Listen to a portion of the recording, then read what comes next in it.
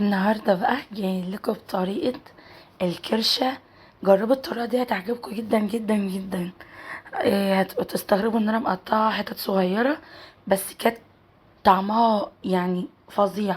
كانت كريسبي كده ومقرمشة، ولها طعم كده ومشطشطة، كانت مززة وجميلة. يلا بقى يا حبايبي نشوف الطريقة والوصفة. بسم الله والصلاة والسلام على رسول الله.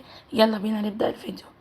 طبعا انا حطيت ميه فيها شويه خل وسلقناها، ودلوقتي بقى انا اقطعها حبيت ان انا اجربها قطع صغيره.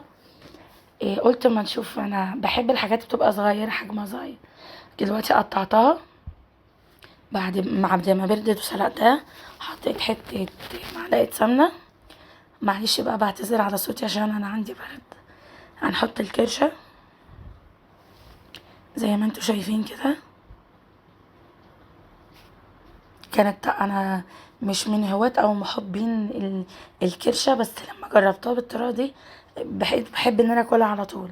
قطعت فصين توم، ودي عندي بصله مقطعه مكعبات. حطيت عليها كمون وكزبره وملح وعود. انا بقى حطيت عود كرفس فيها. هبدا ان انا اقلبها في السمنه، بشوحها كده تشويحه صغيره. عجبتني جدا جدا وجربوها واكتبوا لي في الكومنتات ان هي عجبتكم. هتبقى حلوه قوي. حطيت بقى الخلطه ان انا عملتها، البصل والثوم والكزبره والكمون والملح ده عود الكرفس، وحطيت عليها معلقه صلصه. وابدا اقلب فيها بقى ان انا بدايه تشويحه كده. كل سنه وانتم طيبين يا جماعه وعيد اضحى مبارك، عيد سعيد عليكم. ابدا بقى ان انا احط عليها شويه ميه لغايه اما تغلي بقى براحتها كده. حطيت عليها شويه شطه وعصرت عليها ليمونه. نرجع بقى، كل سنه وانتم طيبين وعيد سعيد عليكم يا رب. واكتبوا لنا بقى في الكومنتات انتوا بتاكلوا اول يوم العيد ايه. احنا اول يوم العيد بناكل فته. قولوا لنا بقى كده بقى. دي العشق بقى، دي بقت العشق. وبحبها قوي قوي جنب ورق العنب، محشي ورق العنب. جربوها واكتبوا لي ان شاء الله ان هي تعجبكم.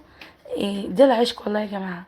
انا زي ما قلت لكم مش من بحب الكرشه، بس بعشقتها بالطريقه والحجم الصغنن ده. تنسوش بقى تحطوا لايك وتشتركوا في القناه وتقولوا لنا انتوا بتشوفونا من اي دوله.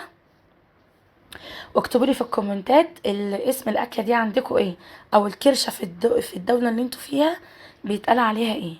كل سنه وانتم طيبين وعيد سعيد، وبعد الايام يا رب. والسلام عليكم.